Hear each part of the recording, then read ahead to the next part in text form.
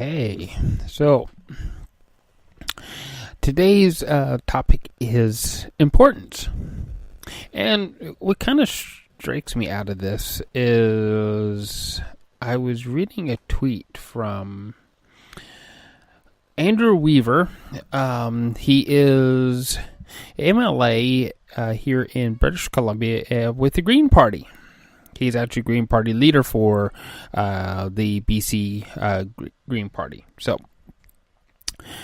only 29 BC Liberals out of 42 elected MLAs bothered to show up to legislature today. I guess the new BC NDP Employment Standards and Labor Code is inspiring to them to improve their work balance.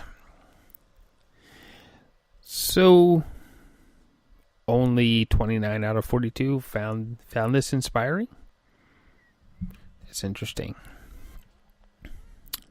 So, but I would think that a topic like this would be very important to the people who put you in office. And that should be inspiring enough to show up and do the work you're supposed to do. But again, what does that really have to do with business? Being an elected official is the same as being hired to do a job. Or in our case as entrepreneurs, being hired to fulfill a contract. I cast a ballot for you. The contract is I cast a ballot for you because you're going to represent me and speak for me in government so that I get the things that I might value out of government. Now, I know that the BC Liberals are not the ones actually in government. They are the critics. But isn't it important to voice that criticism? You were elected. Maybe you should show up to voice that criticism. Okay. Again, back to business. You were hired to do something. You made a promise in a proposal that you would do something for a client. And you should do your best to fulfill that promise. Because in the terms of that service agreement, as we like to use service agreements here at Depictions Media, what's important is the terms that are in that service agreement are important to your customers or your clients. They're important to your audience who listens to you, reveres you, and we promise more than what we can actually do. I glitched there a little bit. So much for my internet provider keeping up with their promises.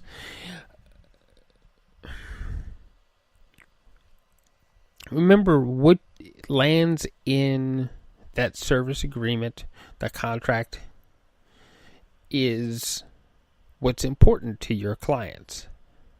So make sure you can fulfill that. Make sure that you can fulfill it at a reasonable price. Let's define reasonable price, though. Reasonable price does not mean that it is bargain basement.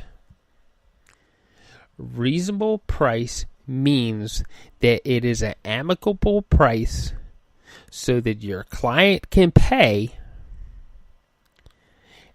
and you can operate your business at a comfortable level. Go say it again, maybe a little bit differently. Price your services so that you can live, so that you can have a decent personal life, so that you can have the comforts that you like.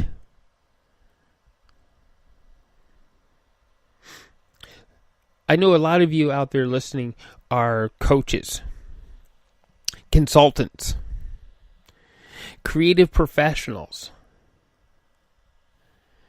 and You think that, oh, if I price it too high, no one will ever come. If I price it too high, well, he'll reject me for a lower price contract and I won't have any work at all. Not true. Put your price at a reasonable level. Know what your value is so that you can do that. Know what it is that you want to live with. Know what kind of lifestyle that you want to have, what it costs. Because you need to build all those things into your pricing so that you can make an appropriate promise on those things that are important to your audience. So many times we cut our prices or underrate ourselves because we figured just nobody's going to pay it. Hold out until you find the one that's going to pay it. They're out there.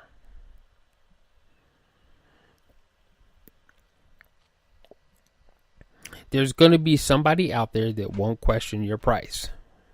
There's going to be somebody out there that's going to say, hey, that's a reasonable price for the value I'm going to get. I'll pay that. I'll hire that person. Then when you find them, when you find that person, when you find that client, that ideal client, because they're out there, work your frickin' butt off to make them happy. When I say work your butt off, don't go outside the parameters of the project. A friend of mine, and I've interviewed her on this show, Paula Scaper of Kinetics Media, which, by the way, I'm happy to say that she is one of our sponsors, Kinetics Media. Paula calls it project creep, where the client just casually creeps up on you and asks for stuff that you can't offer. And with that, now the cost of the project goes completely out the door.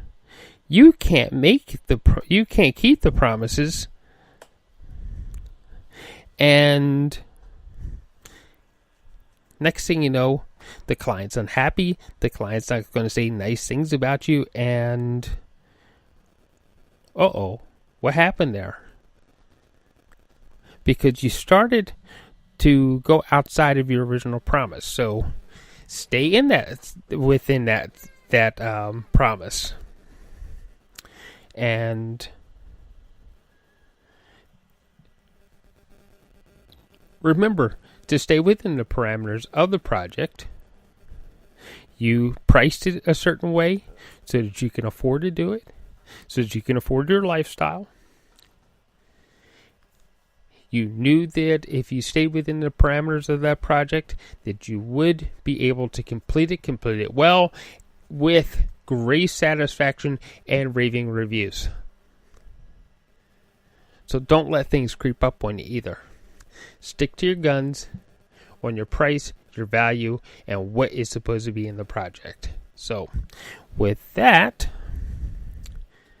I'm going to say sayonara and see you guys tomorrow. Tomorrow I will be at the Newlands Country Club in Langley, BC, and I will do a quick broadcast from there.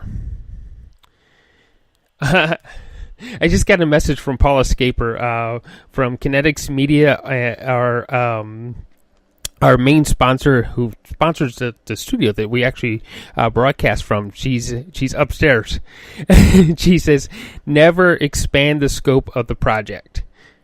So they're right there from an expert on this. Never expand the scope of the project. And I'm going to leave you with that thought from Paul Escaper from Kinetics Media. And we will talk to you guys tomorrow from the Newlands Country Club at the Fibromyalgia Gala. So I will talk to you later. Bye for now.